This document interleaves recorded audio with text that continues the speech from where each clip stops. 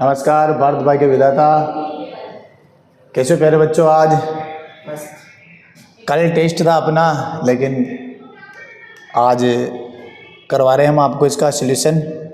सबसे पहले जैसे कि अपने पास सब स्टार्टिंग में पैसेज पहले क्वेश्चन है, सीधी बात नो बकवास, वेद एकेडमी हमारे लिए खास। चल रहे हैं पहले क्वेश्चन की तरफ, इंग्लिश का टेस्ट पेपर का आंसर। पहला क्वेश्चन है choose the alternative in which the above sentence are linked correctly. तो ये पूछ रहा है लिंकिंग डिवाइसेस के हिसाब से कि politeness cost nothing, politeness buys everything. तो इसका सीधा आंसर क्या है, जब दो चीज़ें आपस में जुड़ती है और अलग अलग होती है तो उनके लिए हम क्या करेंगे, हाउ एवर इसका प्रयोग करेंगे। तो आंसर इसमें होगा पहला, क्योंकि जैसे इसमें एंड जुड़ता तो एंड से तो जुड़ेगा नहीं और हैंड से भी जुड़ेगा नहीं और नन तो अपने आप में हो गया, इसलिए आंसर क्या आ जाएगा अपने पास, हाउएवर। आंसर हो गया इसमें ए। क्वेश्चन नंबर 2, पैसेज आपने पढ़ा है पूरा, choose the correct inferences of the passage.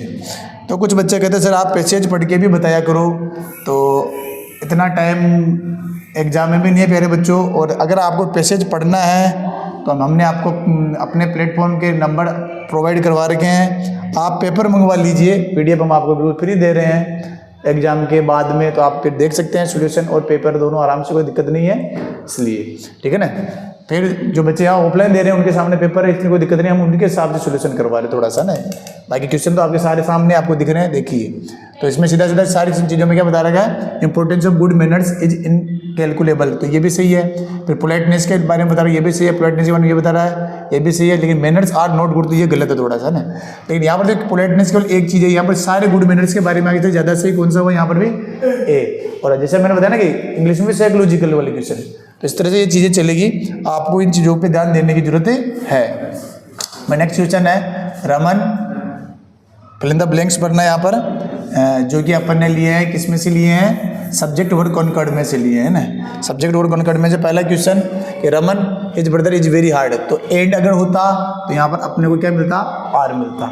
यार नहीं है, बट से भी नहीं, बट में पूरा सेंटेंस होता वो भी नहीं है, वाइल हो नहीं सकता, इसलिए आएगा क्या आएगा, एज विलेज। तो उसके पूर्वकर्ता के अनुसार, किसके अनुसार, पूर्वकर्ता के अनुसार, किसके अनुसार, उसके अनुसार क्या जाएगा आंसर, एज विलेज आ जाएगा, उस हिसाब से इनकी हेल्पिंग वर्ब आ जाएगी। दूसरा है डेथ और डिसग्रेस, तो और वाले में बाद वाले के हिसाब से दोनों में सिंगुलर है, तो वापस इसमें भी क्या आ जाएगा, सिंगुलर ही आ जाएगा।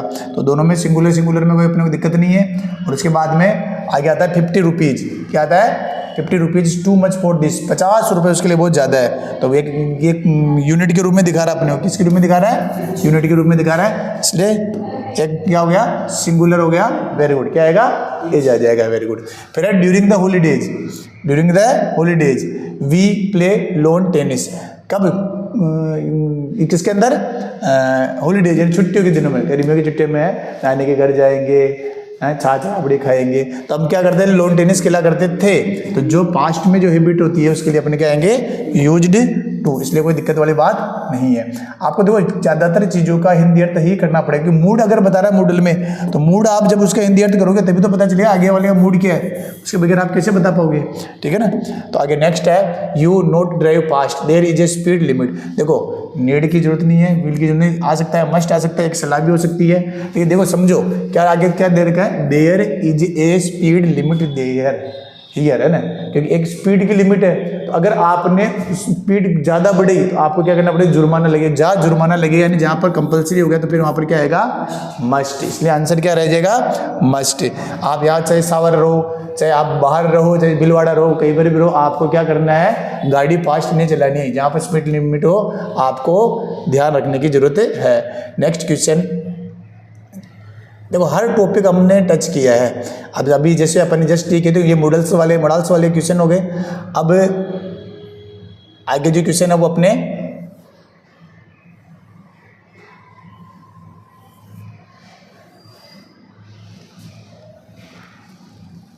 अब आगे जो क्वेश्चन आ रहे हैं अपने अलग टॉपिक में से अपन इनको ले रहे हैं, तो इन टॉपिक्स को आपको पढ़ना जरूर है। एक भी टॉपिक ऐसा है जो मेरे हिसाब से नहीं छूटा है, फिर भी मुझे लगता है कुछ टॉपिक इंपॉर्टेंट है, तो उनमें से ज़्यादा क्वेश्चन आने चाहिए, लेकिन यहाँ पर मैंने इनका रेशो थोड़ा वैसे रखा, एक एक क्वेश्चन लगभग सबसे लिया है, हाँ जैसे आ गया। अब इडम्स आ गए, अपने इडम्स आ गए ना, तो जैसे अपन उसके अंदर दे रखा तो एक इडम्स या दो इडम्स के आएंगे, वहाँ ज़्यादा भी आ सकते हैं, लेकिन अपने को यहाँ पर ध्यान रखना है। एक ही है make hay while the sun shines, means इसका मतलब क्या होता है कि make maximum use of given opportunity, जो हमारे को अपॉर्चुनिटी मिलती है, जो अवसर मिलते हैं, हमें उनका सही उपयोग करना चाहिए। याद रखो, भगवान ने एक दरवाजा बंद करता है तो दूसरा दरवाजा जरूर जरूर खोलता है। आपको उस अवसर को पहचानना है। अभी जो अवसर आ रहा है, वैकेंसी पे वैकेंसी जाएगी, आप इस अवसर को पहचानो। अगर इस अवसर को खो दिया, आप स्वयं समझदार है कि मैं क्या कहना चाह रहा हूँ। आगे चलते हैं अपन। अब आ गए हम figure of speech literary terms, ये पॉइंट भी अपने हैं। तो अगला पॉइंट अपने पास है कि a poem consisting of 4 lines, एक पोएम जिसके अंदर 4 लाइन, जिसकी जो 4 लाइन होती है, 4 लाइन्स की जो पोएम होती है, उसको जिसके मतलब समावेश हो, तो उस 4 लाइन को हम क्या कहते हैं? वेरी, तो क्या कहेंगे उसको? क्या कहेंगे? वेरी गुड, क्वाट्रेन कहेंगे। कपलेट किसे कहते हैं, ट्रिपलेट किसे कहते हैं, ऑक्टेव किसे, इनसे भी क्वेश्चन आ सकता है, तो आपको देखना ही है। प्रश्न सीधे सीधे अगर जो आएंगे ना, वो सीधे सीधे इधर ही आएंगे, लेकिन आपको उस टाइम कन्फ्यूज नहीं होना है। फिर आ जाता है अपना ड्रामा, एक तो अपने पूरा ड्रामा भी एक टॉपिक है। ड्रामा में से अपने आया है कि व्हाट डज द टर्म, ये जो शब्द है कर्टेन रेजर, पर्दा उठाओ, तो इसका मतलब क्या है? कईयों ने मुझे पता है बाद में कहा कि सर ये नहीं, इसका आंसर क्या है? ए short play before the main play. Main play होता है उसके पहले थोड़ा सा वो रिहर्सल टाइप जो करते हैं ना, आप करते हो थिएटर में के बाद पिक्चर वगैरह में देखते हो, तो वो चीज़ क्या कहलाती है? Curtain raiser. इस चीज़ को आपको देखना है। आगे अपने ये पोएम है, पोएम को आपने पढ़ा है। अभी एक दिन क्लास ले रहे थे, तब बच्चे कुछ पूछ रहे थे मेरे को कि सर एक लाइन में या एक पोएम में कई सारे फिगर ऑफ स्पीच हो सकते हैं क्या? तो उनके लिए ये क्वेश्चन लाया हूँ मैं। शायद इन क्वेश्चन को पढ़ करके उनके दिमाग की बत्ती जल जाए कि कैसे क्या हो सकता है। आराम से पढ़ना, देखना। फिर क्या? 4 time with wind and wave for finger, which literary terms is used in above line. अब इस लाइन के अंदर कौन सा लिटरेरी टर्म्स यूज किया गया है? तो द विंड वेव बार बार आ रहा है, तो अनुप्रास यानी कि अलिट्रेशन, अलंकार यानी फिगर ऑफ स्पीच कौन सा हो जाएगा? अलिट्रेशन हो जाएगा। सीधी सी बात। फिर rhyme scheme of the poem अपन उसमें देखेंगे, तो उसमें कोई सी भी रैम स्कीम नहीं आएगी, इसलिए नो दी। अब बच्चे ढूंढ के सर ये नहीं, तो आप लगाओ ना, उसमें नहीं मिल रहा है। लेकिन चौथा ऑप्शन जो है ना, ये भी ध्यान रखो, चौथा ऑप्शन है वो साइकोलॉजिकल तरीके से प्रश्न बना रहे हैं हम, तो हम उसी तरीके से बनाएंगे ताकि आपको दिक्कत नहीं रहे। और हम तो ये चाहते हैं, एक बात याद रखो, एग्जामिनर, बहुत इंपॉर्टेंट बात मुझे लगी, इसलिए मैं आपके साथ शेयर करना चाहता हूँ इसको। एग्जामिनर पेपर इसलिए नहीं ले रहा है कि उसे आपको पास करना है। एग्जामिनर पेपर इसलिए ले रहा है कि उसको आप में से कई लोगों को फेल करना है, उसको छांटना है। तो वो एक से क्वेश्चन देगा जब आपको पता चले अरे मेरे को ये पता था लेकिन मैं नहीं कर पाया, इसलिए थोड़ा ध्यान रखिए। फिर आगे चलते हैं। वो लाइन है 4 time with wind and wave of the finger, wind and finger is an example of. देखो क्वेश्चन वही है, लाइन वही है, क्वेश्चन चेंज हो गया। यानी एक लाइन में बताओ 2 3 फिगर स्पीच हो सकते हैं, नहीं हो सकते हैं? बोलो ना, वेरी गुड, ठीक है ना। तो बताओ यार विंड एंड फिंगर, तो विंड और फिंगर दोनों में ई और ई का साउंड आ रहा है, तो क्या हो जाएगा? स्वर सामने, यानी कि असोनेंस हो जाएगा यहाँ पर, ठीक है ना। तो इसलिए कोई दिक्कत वाली। फिर ears of earth are never deep, the world personified in the above line. अब ये कह रहा है कौन सा शब्द है जो इसको पर्सोनिफाइड कर रहा है? अर्थ को पर्सोनिफाइड कौन सा शब्द कर रहा है? ईयर्स कर रहे हैं। इससे पता चल गया कि इसका इस व्यक्तिकरण हुआ है। क्या हुआ है? व्यक्तिकरण इस शब्द की वजह से हुआ। तो ये क्या कहलाएगा? अपना पर्सोनिफिकेशन का। अब देखो उस प्रश्न को देखना और इस प्रश्न को देखना, थोड़ा नीचे कर देता हूँ मैं एक बार। साफ इसमें दे रखा है कि personified, the word personified in the बोल। इस पंक्तियों में कौन सा शब्द जो पर्सोनिफाइड कर रहे हैं? अपन यहाँ नीचे आप पूछ रहे हैं। आगे वाले क्वेश्चन में अपने पूछा aids of the earth are never deep which of the literary terms in used in the above line. अगर ये क्वेश्चन किसी के गलत है तो उसने पेपर भी ढंग से नहीं पढ़ा, इसका मतलब। सही कह रहे हो ना? अब देखो क्वेश्चन इसमें साफ ऊपर दे रखा है इसका आंसर, और ये ऐसा कई बार एग्जाम के पेपर में भी होता है। आप इसलिए ध्यान रखना, पेपर को अच्छी तरह से पढ़ोगे तो आपको कुछ ना कुछ फायदा ही मिलेगा, नुकसान आपका नहीं होगा। चलते हैं अब नेक्स्ट पेज की तरफ। नेक्स्ट क्वेश्चन आपका है फनेटिक में से आया क्वेश्चन। फनेटिक पूरा एक यूनिट पूरी फनेटिक की है, तो 4 से 5 क्वेश्चन तो कन्फर्म आपके आने ही आने। 4 से 5 क्वेश्चन आपको तैयार करने किसके, फोनेटिक के। फोनेटिक बहुत ही अच्छी चीज़ होती है। कई बार क्या होता है कि फोनेटिक के अंदर हमें सही प्रोनाउंसिएशन सीखने को मिलता है ना, उसके बाद इंग्लिश से हमारा विश्वास उठ जाता है कि इंग्लिश के जो वर्ड है उनका क्या अर्थ निकल जाता है, अर्थ तो क्या है, प्रोनाउंसिएशन कैसे क्या निकल जाता है। खैर consonant sounds are, consonant sounds कितने होते हैं बेटा? 24। अच्छा वेरी गुड 24। लेकिन मेरा आपसे सवाल है अल्फाबेट साउंड कितने होते हैं? 44। Very good. देखो अल्फाबेट 44 नहीं होते, अल्फाबेट पूछा है मैंने, साउंड नहीं पूछा है। अल्फाबेट हाँ अल्फाबेट कितने होंगे? 26 होंगे। थोड़ा सा घुमा दिया बातों बातों में आप करते हो। प्रश्नों को समझो, आप समझो, जो पढ़ रहे हो उसमें से प्रश्न आता है, लेकिन समझो तो सही। आपको नहीं पता कि अल्फाबेट कितने होते हैं, पता ना, पहली क्लास से पढ़ते आ रहे हो, लेकिन अभी बस घुमा दिया कि सर साउंड हो रही, वही चीज़ें चल रही है। तो कभी कभी कठिन सवाल नहीं, कभी कभी सरल सवाल भी आ जाता है, फिर वो भी हमारा गलत हो जाता है या नहीं है? ठीक है, आगे चलते हैं अपन। अगला क्वेश्चन अपना, which of the following words doesn't have a silent letter. Silent letter जानते हो ना, जिसका हम उच्चारण नहीं करते, जिसको प्रोनाउंस नहीं करते अपन ना, इन द प्रोनाउंसिएशन। तो नोक क्या साइलेंट है? ऑनेस्ट आज साइलेंट है, डेप्थ बी साइलेंट है, ऑरेंज पूरा पूरा है। ऑरेंज का मौसम आ चुका है, खूब ऑरेंज कहो, आंसर लगाओ कि ये साइलेंट, इसमें कोई सा भी नहीं है। आप ऐसा मतलब ना रेंज या ओएंज, ओएंज। हालांकि कई बार बीच में अपन आर का उच्चारण नहीं करते कई बार, लेकिन यहाँ पर होगा और ये साइलेंट नहीं होगा। फिर डिप्थंग्स आर नोन एज, ये आ गया आपके वापस डिप्थंग, मनपथंग, ये सारी चीज़ें किस में से आई है बेटा? फोनेटिक वाले में से। ये फोनेटिक को अच्छी तरह से पढ़ना। 5 नंबर का 5 क्वेश्चन है, कम से कम 5 से 10 नंबर तुम्हारे इसमें से निकलेंगे, इसलिए अच्छी तरह से पढ़ना। और ज़्यादा कठिन जितना आप फोनेटिक पढ़ोगे ना, उतना आपको इंग्लिश में पढ़ने में मज़ा आएगा। जब आप तुलना करोगे ना इंग्लिश वाले टीचर के और एक बिना इंग्लिश वाले टीचर के बीच में, तो जब वो बोलेगा तब उससे बोलने से आपको पता चल जाएगा इसने फोनेटिक पढ़ रखे हैं या नहीं पढ़ रहे, इंग्लिश का टीचर है या नहीं है। हालांकि हम भी अभी सीख रहे हैं, पहले लोग भी सीख रहे हैं, सीखते सीखते आप सुधार भी आप में आएगा। फिर डिप्थंग्स आर नोन क्या होते हैं? ये वोवल ग्लाइड्स होते हैं। क्या होते हैं? वोवल ग्लाइड्स होते हैं। फिर ये देखिए आगे चलते हैं, फैन, FAN, फैन, इसको क्या बोलेंगे अपन? फैन। सीधा सीधा इसका उच्चारण क्या रहेगा? फैन। इनमें से कोई सा भी नहीं है। ऐसे यहाँ पर पूछा ईट, ईट शब्द है, इसको ट्रांसक्रिप्ट करेंगे तो इसमें मिलेगा फर्स्ट बोलेंगे। यहाँ क्या पूछा? फर्स्ट साउंड कौन सा है? तो केवल फर्स्ट साउंड पूछा तो इसका क्या रहेगा? ईट। तो क्या रहेगा? ईट। तो यहाँ पर ईट चलेगा, पत्थर नहीं चलेंगे, ध्यान रखना। तो क्या रहेगा? ईट। इसलिए आपको ईट करना है। क्या करना है? ईट। फिर आगे आगे अपने मेथोडोलॉजी से क्वेश्चन आते हैं, तो ये भी अपने को ध्यान से देखना है। टॉपिक की सारे मैंने कोशिश की है और जहाँ तक मुझे पता है सारे लगभग इसमें आए हैं। फिर भी आपका अगर कोई क्वेश्चन हो, कोई डाउट हो तो आप डायरेक्ट पूछ सकते हो, कोई बात नहीं है। क्लास के बाद भी पूछ सकते हो, सॉल्यूशन क्लास के बाद भी आप यहाँ रुक जाए और मेरे से पूछ सकते हो। आगे चलते हैं, English doesn't find its place. अब इंग्लिश अपना स्थान क्यों प्राप्त नहीं कर पाई? बहुत अच्छा क्वेश्चन लगा है मेरे को कि मीडियम ऑफ इंस्ट्रक्शन, क्योंकि इसका मीडियम ऑफ इंस्ट्रक्शन रह गई, इसलिए अच्छी से भी बात है। First language in the school curriculum, ये भी सही बात है। Second language in the school curriculum, तो सेकंड लैंग्वेज तो इसको दे रखा है, लोगों ने सेकंड लैंग्वेज, आपने सेकंड लैंग्वेज आंसर किया होगा शायद। लेकिन हम चाहते हैं कि इंग्लिश अपना स्थान प्राप्त करे, तो वो क्यों नहीं कर पा रहे कि इससे फर्स्ट लैंग्वेज बनाई जाए। आज भी इंग्लिश सेकंड लैंग्वेज बनी हुई है। प्राथमिकता क्या है? एक ग्लोबल लैंग्वेज होने की वजह से इंग्लिश को हमें पढ़नी चाहिए।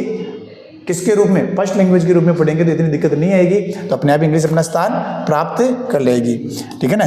तो ध्यान रखना, सेकंड लैंग्वेज में तो अपन अभी पढ़ रहे हैं, ये कह रहा है कहाँ होनी चाहिए, तो ये होनी चाहिए फर्स्ट लैंग्वेज। इसलिए आंसर ये होगा। इस प्रश्न के लिए बच्चों को थोड़ा डाउट होगा, आपको हुआ होगा, खैर कोई बात नहीं है। आप प्रश्न को समझेंगे तो अपने आप ही दिक्कत नहीं आएगी। Next question, multilingualism as a resource means. Multilingualism को अपन देखेंगे। मल्टीलिंग्विज्म एक संसाधन के रूप में है। क्यों? इसका मतलब क्या? संसाधन के रूप में कैसे है? तो promoting of language through content learning के रूप में एक बताता है। Learning many language in school, कई सारी स्कूल के अंदर कई सारी लैंग्वेज हम सीखते हैं। Using the language of learners as strategy in school, हाँ रणनीति बना करके हमें सीखना चाहिए। कहाँ पर सीखना चाहिए? स्कूल के अंदर स्ट्रेटेजी बननी चाहिए मल्टी लैंग्वेज में। फिर अगला क्वेश्चन अपना आता है CLT का। CLT एक बहुत अच्छी चीज़ है जिसके अनुसार हमें पढ़ाना चाहिए। कल बच्चे कह रहे थे एक बार क्लास में, इंग्लिश वाली क्लास में कह रहे थे, सर हम CLT से कभी तो किसी ने पढ़ाया नहीं, पढ़ाते हैं, थोड़ा तरीका अलग होता है। आप यूज करो, आप जब टीचर बन जाओ, आपको मना कौन कर रहा है? नहीं, जैसे सिलेबस पूरा भी करना होता है, छोटी क्लासों में अपन पढ़ेंगे। अपने एक वो है चैप्टर भी है कि चैलेंजेस ऑफ टीचिंग इंग्लिश, है ना, तो उनमें भी आता है ओवर क्राउडेड क्लासेज है अपने, और हमारी जो बुक्स है वो भी सही नहीं है, टीचर्स की कमी है, तो कई सारी उन चीज़ों की कमी है। इसकी वजह से हम ये सारे प्रोसेस यहाँ पर नहीं कर पाते हैं आगे, वरना अगर ये सारी चीज़ें रहेगी तो अपन आराम से कर पाएंगे। अपन देखो, अपन देखते ना कि लिमिटेड सीट्स, 30 बच्चे हैं क्लास में, अपन ना 30 एक का रेशो एनईपी में, तो अगर 30 बच्चे वास्तव में होंगे तो टीचर पूरा ध्यान दे पाएगा। अगर नहीं होंगे तो 60-60, 70-70 बच्चे, तो फिर वो भी क्या करेंगे? इसलिए थोड़ा ये जनसंख्या का मामला वो भी जरूरी है ना। फिर कम्युनिकेटिव लैंग्वेज टीचिंग लेज इम्पेसेज है ना, ये किसके ऊपर जोर देती है? सीएलटी किसके ऊपर जोर दे रही है? किसके ऊपर जोर दे रही है फॉरम पे? नहीं बेटा, लैंग्वेज यूज के ऊपर। किसके ऊपर? Language use. क्योंकि लैंग्वेज तो यूज करोगे तभी, आप गलत बोलोगे ना तभी सीखोगे। जैसे हमारे संस्कृत में जो संपासन कैंप लगते हैं ना, वहाँ पर जाके पहले अहम गच्छति बोलते हैं, तब बाद में पता याद आता है कि अहम गच्छति नहीं होकर के अहम गच्छामि रहेगा। तो जब आप शुरू में अगर कोई चीज़ सीखते हो तो गलत ही बोला जाएगा। जब आपने शुरू में अगर आपने साइकिल चलाना सीखा था ना, तो आपकी नज़र आपको याद हो ना, तो साइकिल पे नहीं होकर के आपकी नज़र कहाँ थी? सामने नहीं, कोई कहाँ थी? पेडल्स पे थी कि पेडल्स कहाँ गए, कहीं नहीं गए। और आज हाथ छोड़ के भी साइकिल चले जब आपकी हैबिट हो जाती है। इसलिए सीखते टाइम आपको थोड़ा ध्यान देना है। फिर आगे, the principle of teaching which creates real life situation to convey the meaning is called. साफ साफ दे रखा है कि रियल लाइफ से, इससे वास्तविक जीवन से अपन इसको कोरिलेटेड कर देंगे तो सीधा आ गया कोरिलेशन विद लाइफ प्रिंसिपल।